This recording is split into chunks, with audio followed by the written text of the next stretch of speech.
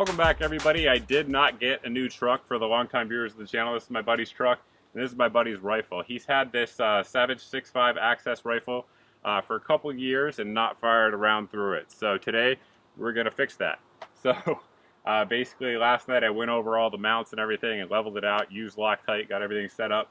And I do recommend if you get one of these rifles in that you do that. And the reason I say that is when I was pulling the scope off, there was no Loctite on anything, even the actual bases for mounting the scope. So definitely pull it all off, put some blue or purple Loctite, whatever you prefer, on there, and let it sit for 24 hours before you come out to the range. So that's what we did, and we're out here at the range today. Basic features of the rifle, obviously it's in 6.5 Creedmoor. There's a couple different access rifles. I was looking through their website with different profile barrels. This one seems to have the heavier profile barrel. They also offer a stainless steel option. That is not what this one is. This camo pattern, I believe, has been replaced for the 2017 year line, but everything else is pretty much going to be the same on the rifle. Comes with a 4x12 scope or a 3x9. You'll see both offerings out there. This one has the Bushnell 4-12. So we did a quick zero to get it dialed in, and we're going to go right now and test the accuracy and see how that does, and at the end we'll come back and discuss some more features of it. For the accuracy portion, we have the target downrange at 100 yards. We are using a CTK precision rest and the rifle as it comes from the factory. We have three different loads we're going to put through it. The first is going to be some Nosler. This is their 129 grain ABLR load, and it's a 4-shot magazine, or 4-round magazine rather. So we'll load one in there, and then we'll load one in there, and then load the mag, so that way we can actually get 5-shot groups here. All right, let's see how it does.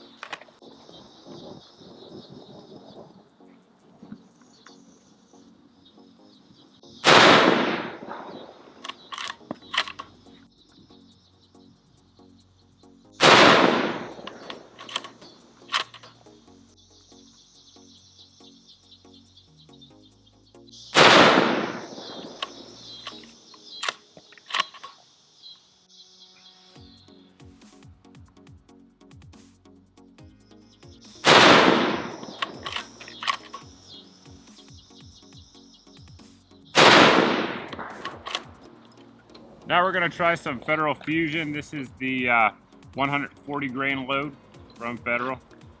We'll see how that does. Hopefully it does a little better. We do have some wind today, but not enough to mess groups up that much, so we'll see how it does. Hopefully, like I said, tightens it up.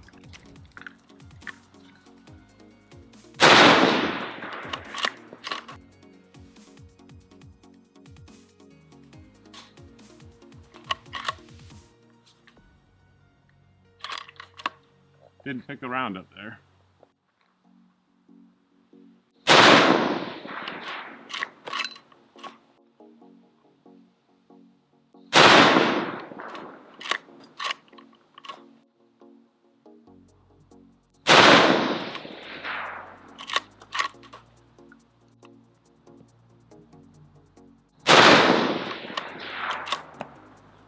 All right, last load is going to be some Federal American Eagle. I can actually get this magazine out. There we go. And this one is the 140 grain open tip match bullet. This round, despite American Eagle having a sort of plinker type of reputation, has given really good accuracy in the past. So we'll see how it does.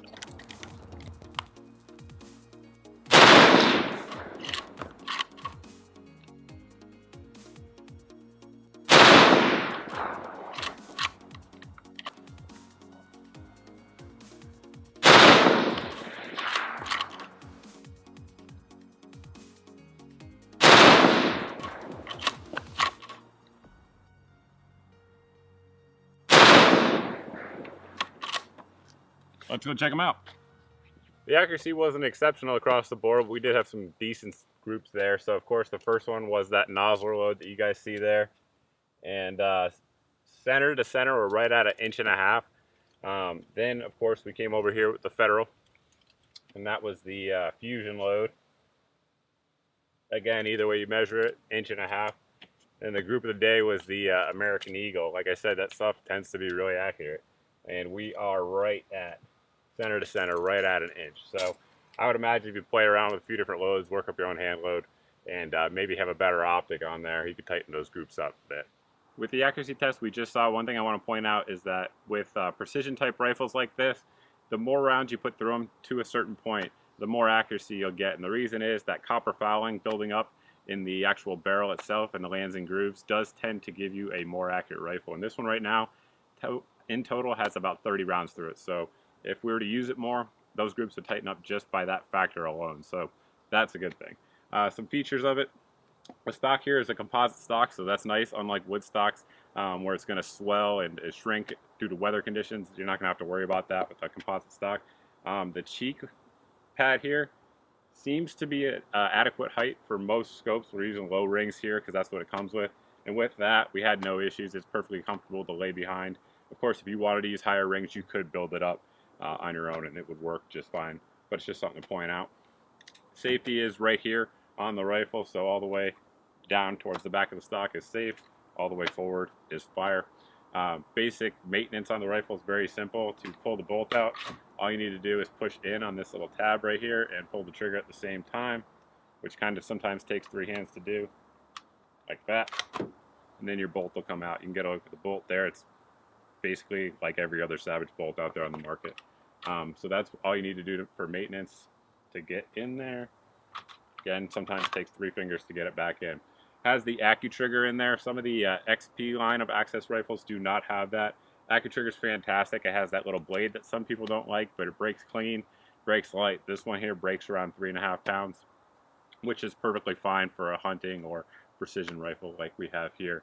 It has a bipod up top. Put any type of bipod you want on there. We just have a cheap one on there today, sort of along the budget lines. So. And then of course the barrel. They have different profiles. They also have these available in stainless steel or this one here, which is obviously oxided. So again, the accuracy was good. The price point on these rifles is generally going to be, depending on where you look and depending on the actual model and scope and all that, between, I've looked around and seen them for $375 to $550. Again, it's going to depend on all those variables like the actual paint scheme and stuff like that that we have on here. Now, the scope. Let's talk about that. So the scope absolutely is the weak point of this rifle. So the good thing about it is that you get a scope with the rifle. So if you just want a package that you can just buy, go out and zero, and go hunt, then you're good. You don't have to worry about anything else. It's got a basic duplex reticle, and it does have parallax adjustment up front. You may have noticed me playing around with that. And although I knew I was at 100 yards, the parallax itself wasn't the clearest and most parallax free at 100 yards, so that's kind of an indicator of a low quality scope.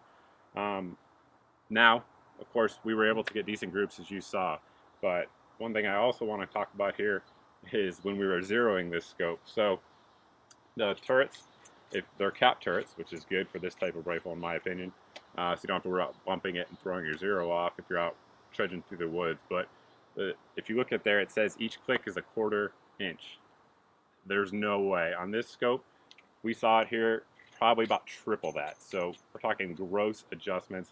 And I don't know if it's just this scope. Honestly, we're going to call Bushnell after this because I have plenty of Bushnell scopes. You guys have seen them on the channel. I've never seen that with a Bushnell scope. So I don't know if it's just this one, but each click was about 3/4 of an inch at 100 yards at least. That's both for windage and elevation. So it was a little bit frustrating to get on because I was thinking that it would be close and it wasn't. So we were kind of all over the paper until we got it relatively close like we saw there at the end. So just something to point out there. It does not track correctly at all. Again, Bushnell has an excellent warranty. We will be calling them after this video, I can assure you. So I guess that's pretty much it. It does work. It works fine. Savage is known for their accuracy. Like I said, those groups are going to tighten up. And to have an out-of-the-box ready package, it's not bad. In fact, it's one of the better options out there on the market, considering the price point. You know, if you're comparing this to $1,000 packages, then it's not going to be quite as nice, especially some of the Savages that cost a little bit more. For instance, I have some of those, and one difference you notice is in the bolt play. So when you're running the bolt, it's not as smooth. There's some wiggle all the way down, whereas some of the Savage's higher lines, like their Model 10s and 110s, it's just tight the whole way through, very well fit. But again, they're going for function and accuracy here, and they seem to have it in this package. So if you're on a budget, looking for it, something 6.5 to stretch it out a little bit, it's a good one.